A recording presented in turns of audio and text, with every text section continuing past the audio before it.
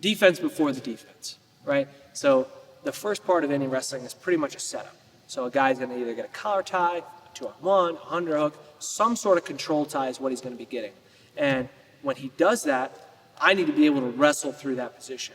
So this is the defense to his offensive control tie. So if I can get into a position where I can take away his pressure, now he's going to have to reset. He's going to have to reset everything that he was doing and then go back to it. So most of the time, again, I don't want to make first contact with my hands. I want him to reach first. The reason I want him to reach first is because it gives me some options. So if he goes backhanded collar tie, so if I'm in my stance and I just keep my hands relaxed, and he's the first one to make contact, whatever he's doing, if he goes backhanded collar tie, I know what he's doing, okay? Sometimes you'll get guys who reach with their front hand. You'll get a guy who posts on the head, and then will go to a collar tie. So now I know what he's doing. I understand where he's coming from. So now I have a better situation. So I wait to see what he does with his hands first. He goes front hand collar tie, I take away that position. Now I clear the tie, I get away from him. Now I know that his initial reaction is to reach with that backhand. So he reaches that backhand. All I'm going to do is level change and fake towards that backhand. Now you might think, well, that's kind of offense. It is a little bit of offense, but you have to address his collar tie first before you're going to get into your offense.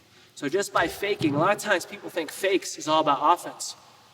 Fake is probably the best thing you can do as a defensive wrestler. As a defensive wrestler, if I fake, it throws this guy off balance. And when it throws him off balance, he's either one, not going to shoot, or two, he's going to take a bad shot.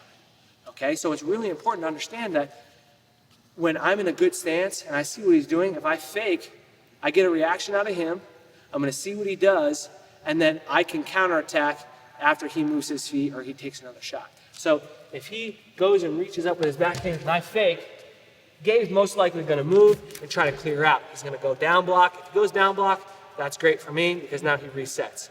Sometimes you'll see a guy collar tie and just try to swing single, or collar try to go high crotch. And if they do that, I'm already lower than he is. I'm in great position. So if he tries to go collar tie, high crotch, we talked about that before, where a guy shoots a high crotch and then we throw his head inside. If he goes collar tie, high crotch, and I fake at the same time, his position is going to be terrible. So just try to watch this for a second. If he goes collar tie and I fake, go ahead and shoot. Look how bad that position is.